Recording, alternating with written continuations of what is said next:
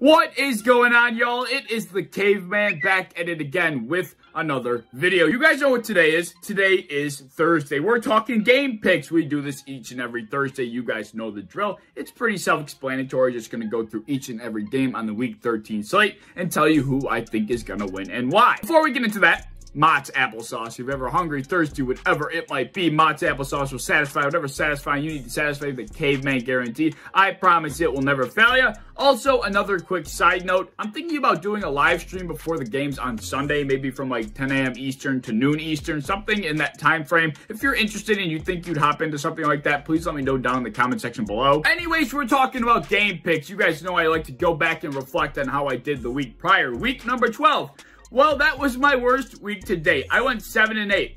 7-8 in game picks. It was horrible. I mean, it's just a complete bloody mess. The second half of the season for me has not been too hot. The funny thing is, I happened to say at the end of my last week's video for week 12 that I felt like that was going to be the week that I go undefeated. And then I proceed to go under 500 on my picks for the week. So that's just an unfortunate sequence of events for the Caveman. And that 7-8 record moves my overall record for the year to 118, 61, and 1. Still not the worst thing in the world. I don't want to completely ruin that by the end of week 18, but I gotta start turning it on. And what better way to do that than the following week here in week 13. Kicking off week 13, we have the New Orleans Saints hosting the Dallas Cowboys on Thursday Night Football. Both of these teams happened to play last Thursday on Thanksgiving, and both of them also happened to lose. This game really catches my eye, and let me tell you why. The Saints are finally getting Taysom Hill back from injury. He's going to be under center for them for the first time all season. Also, it looks like Alvin Kamara is trending in the right direction to play.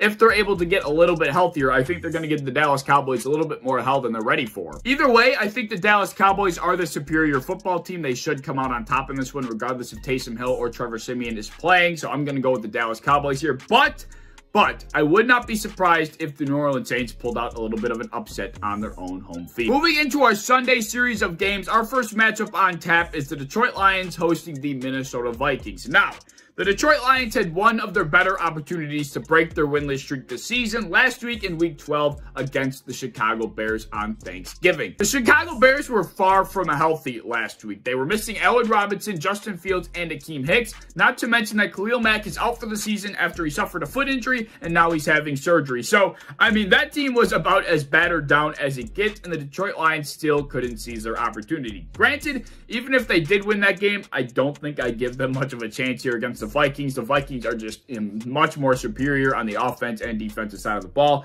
This should be an easy one. I'm going with the Vikings. Next up, we have another pretty lopsided matchup as the Chicago Bears, who we were just talking about, are hosting the Arizona Cardinals, who are fresh off a bye, and it looks like they're getting healthy. Kyler Murray and I believe DeAndre Hopkins should be playing in this game. The Chicago Bears, like I mentioned, are not healthy themselves. I'm not sure if they're going to have most of their roster back or most of the guys that I mentioned earlier. Either way, even if the Chicago Bears are fully healthy, they don't stand much of a chance in this game. I'm going with the road guys, and that is the Arizona Cardinals. Next up, we have once again another lopsided matchup as the Atlanta Falcons are hosting the Tampa Bay Buccaneers. This is going to be a murder. I don't suspect the Falcons to have much of a chance in this game. I think the Buccaneers are going to run them out of the building. I mean, is there really much to say here?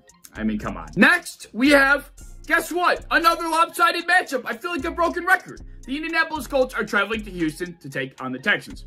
The Texans just lost to the Jets. The Colts just barely lost to the Bucs. There's just no way in hell this game goes any other way other than in the favor of the Colts. I mean, the Colts are the third hottest team in football right now behind the Patriots and the Dolphins. If the Colts hadn't lost this past game to the Bucs, I'd say they are the hottest team in the NFL right now, but unfortunately, they dropped that game, but they certainly gave hell to the Bucs. Nevertheless, I mean, it doesn't matter. I mean, the Texans just don't stand a chance against Jonathan Taylor and that defense.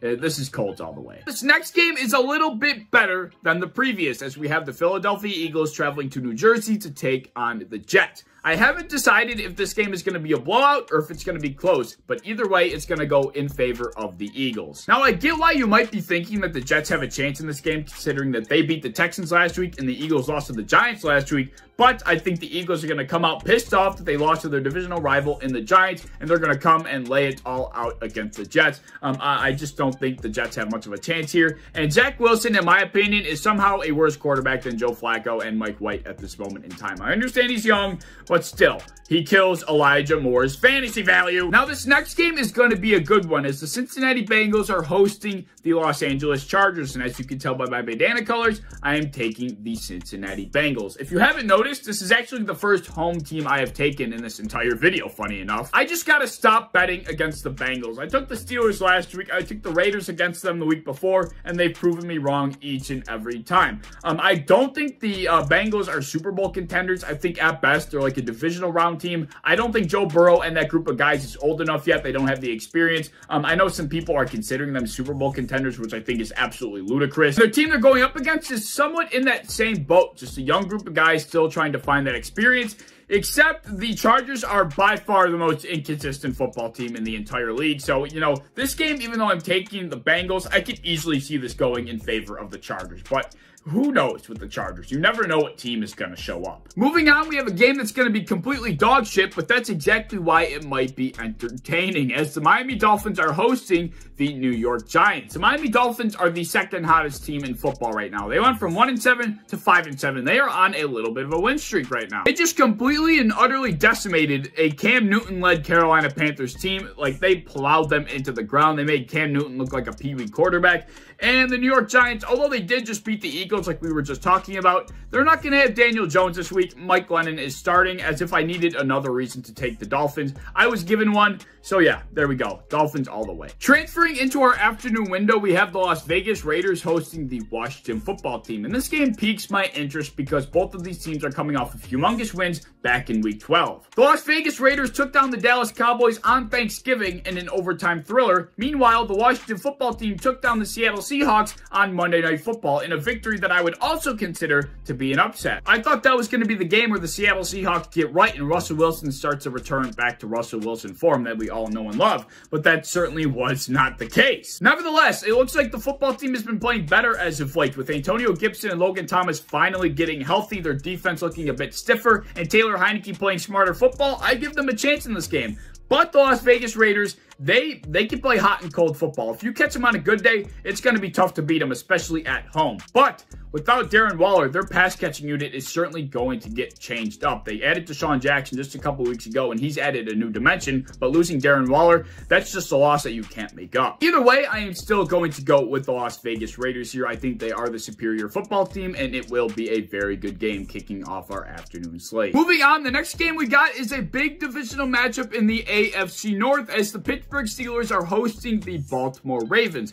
Both of these quarterbacks being Lamar Jackson and Big Ben threw a shit ton of interceptions last week. Like, they could not stop throwing the ball to the other team. The only difference is the Baltimore Ravens defense was able to bail out Lamar Jackson, whereas the Pittsburgh Steelers defense was certainly not able to bail out the Pittsburgh Steelers. They got absolutely blown out by the Cincinnati Bengals. I am going with the Ravens here because the Steelers defense has not looked like themselves as of late. TJ Watt, when he's not healthy, is certainly bearing an impact on that defense, and the Baltimore Ravens love to run the ball. The Pittsburgh Steelers have been getting gashed on the ground, and I think that's exactly what the narrative is going to be after this matchup. I'm going with the Baltimore Ravens to take down the Steelers on the road. Moving on, this next game really should not require all that much thought, even though the Los Angeles Rams have been playing horrible as of late.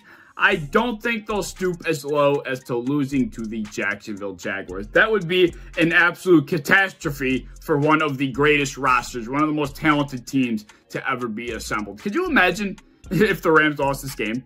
I think it would be absolute bedlam in Los Angeles for those fans that are actually there. I don't know how many fans I actually have, but holy shit, that would be such an upset. For our last afternoon game on Sunday, we have the San Francisco 49ers traveling to Seattle to take on the divisional rival, the Seattle Seahawks. If the Seattle Seahawks were playing anything like we all expected them to here in 2021, I would almost give them this game. But as we all know, Russell Wilson can't hit the broadside of a barn. Their offense has just been looking absolutely terrible, and the San Francisco 49ers have actually been playing relatively decent football. Even without Deebo Samuel, I fully expect the 49ers to take this game away. And as for our Sunday night football game, we have the Kansas City Chiefs hosting the Denver Broncos. If it was not 2021, if it was any other regular year, I think the Kansas City Chiefs would take this game and I wouldn't even think about it. But The Denver Broncos have this weird thing for beating teams that they're extremely inferior to, such as the Dallas Cowboys, who they blew out, such as the Los Angeles Chargers, who they beat by multiple possessions. I mean, they just have this thing for beating teams that they are not supposed to be beating. And this game also happens to be a divisional matchup. I mean, this could get sketchy for the Chiefs, especially considering how big the spread is. I don't know, man. Like, I'm going with the Chiefs here, but, you know, call me crazy. I really would not be too shocked if the Broncos upset the Chiefs here. They just have a knack for winning games that they shouldn't. And it's a divisional game. The spread's too big. There's just a lot of red flags here, man. And to finish off Week 13, we have what I think is the biggest game of Week 13, as the Buffalo Bills host the New England Patriots. This game has so much riding on it, not even just in terms for the division and the conference, but just in general. Like, there is so much on the line here. The Bills not only need to win this game to take the division back and to climb back up in the conference, but just to get some confidence back, just to prove to the world that we are the team we all thought we were in the first place, to prove to the world that we are not frauds. Like, we need this game for confidence purposes, and the fact that we lost Trey White last week is not helping our case here. There really should be no reason why we lose this football game, but I feel like I've been saying that all year, and then we've been losing games we shouldn't. And this is another example of a game we shouldn't lose. But for some reason, something's telling me that the possibility of losing is higher than it should be. I think it's probably 60-40 in favor of the Bills. But that is a strong 40% for the Patriots, considering the way they've been playing lately. So, I don't know. This is going to be a great game. I'll probably talk about it more later on in the week. But yeah, I mean, the Bills need this game so freaking bad. Oh yeah, those are my picks for Week 13. Let me know what you agree with, what you disagree with down in the comment section below. Let me know any thoughts you might have. Remember, if you'd be interested in joining a live stream before the games on Sunday, please let me know. If you enjoyed the video, as always, please like, subscribe, do all the fun stuff. If you want to hit the bell to be notified when I upload, I would appreciate that. You want to go over to Twitter, follow me over there. I would appreciate that as well. I'm a part of the built-in Buffalo content creation team. If you enjoy Buffalo Bills content, be sure to follow and subscribe to us on any social medias you might have, and I hope to see you in the next one. Peace.